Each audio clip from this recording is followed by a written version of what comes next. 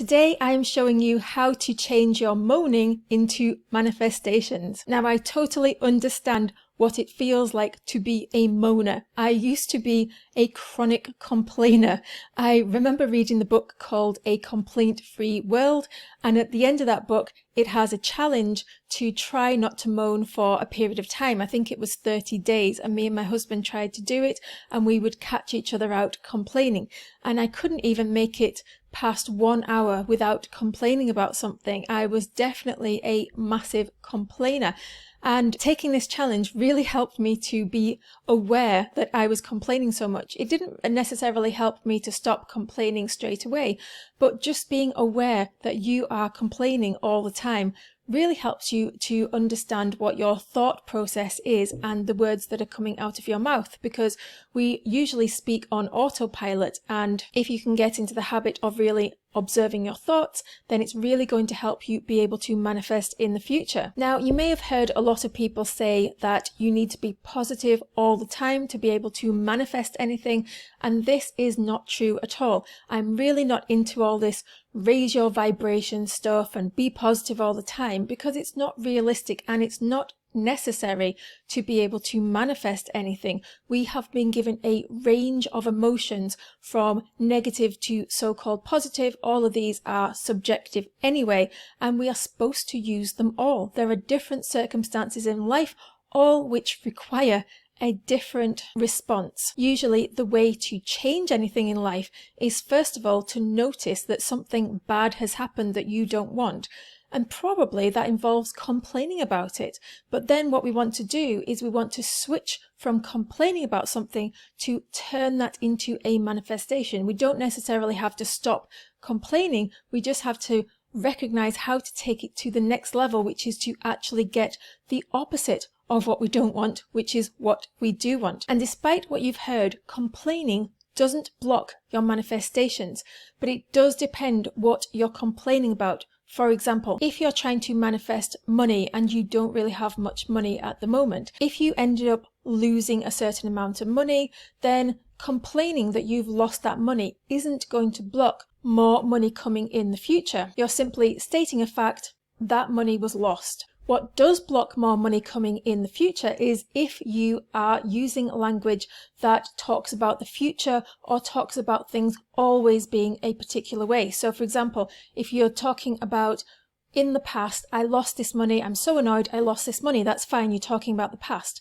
But then if you start talking about the present and you say, I am sick of always being broke, then you're using the word always because you're talking about the present situation. So you don't want to do that. You don't want to manifest always having something negative, and you don't want to talk about the future either. You don't want to talk about, I'm never going to have enough money for anything I want in my life. I'm so sick of this life. I can never afford anything I want, and it's always going to be this way. So that's talking about the future, and you don't want to do that either. So it depends on the type of complaint that you are using, whether or not it's going to block your manifestation. So that's why it's good to be really careful about the words that are coming out of your mouth. It's fine to state a fact, and a fact is something that has happened already in the past. The money was lost. It's also fine to be emotional. It's fine to declare that you're annoyed about that. I am so annoyed that this money was lost. But what it's not fine to do is talk about predicting the future, because as soon as you start predicting the future, and also when we talk about the present, that's also predicting the future, because the present is, it's gone, it's gone, it's gone. If we're talking about what's going to happen in the present, we're really talking about the future anyway. So don't say, I'm annoyed that this is always going to be the case, or I'm annoyed that people always take advantage of me. What we want to do instead is recognize what we were annoyed about or upset about in the past, and then decide what we want in the future, and we predict that positive outcome instead of the negative one. So we start off with the complaint, which is fine. I'm so annoyed that that person took advantage of me and stole my money. Then we decide what we want. I want to work with people who are honest, genuine, and do the job that they said they were going to do. So that's what we state. I'm so happy that I always work with genuine people who always do a good job for me now. So that's like an affirmation, what I call a brain stamp. And a brain stamp is a realistic affirmation, a way of speaking as if you were actually having a conversation.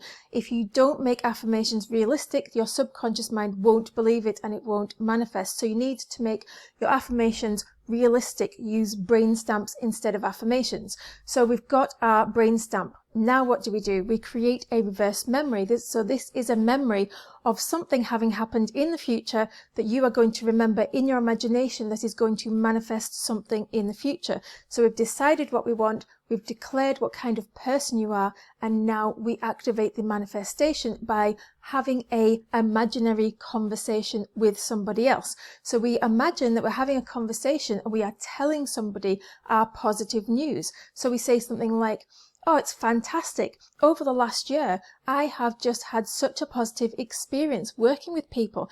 Everybody that I have hired to do a job for me has always done their very best, and they've even saved me so much money. It's fantastic." And then you loop that over and over again in your imagination. You can write it down so you don't forget what it is, and then you could read it over and over again so you don't get distracted. You could record your voice reading it over and over again so you don't get distracted. You could even create a mind movie, and I've got videos showing you how to use all of these techniques. So that's how you replace a moan with a manifestation. So it just starts with becoming aware of your thought. So if you could have a challenge with somebody else and do the no complaining challenge for 30 days and really point out to each other where you are complaining, it's really going to help you to understand your thought process and what the actual words are that are coming out of your mouth when you are complaining. So I challenge you to go and do that because it is fantastic. And another thing that really helped me to stop complaining, or complain a lot less, I wouldn't say I've stopped complaining, but I do complain a lot less than I used to, is to realize who I really am. When I realized who I really am, there was no need for complaint because everything was as it should be. It was supposed to be like this. Even bad things were supposed to happen, and I have a video all about the bad things that were supposed to happen. So you can go and watch that. But I also have another video called Who is the Thinker of Your Thoughts, which will pop up on the screen now. So go and check that out because it will really help you when you realize who you truly are. I would love it if you could like this video so more people can find it. And now it's your turn to go and put your stamp on the world.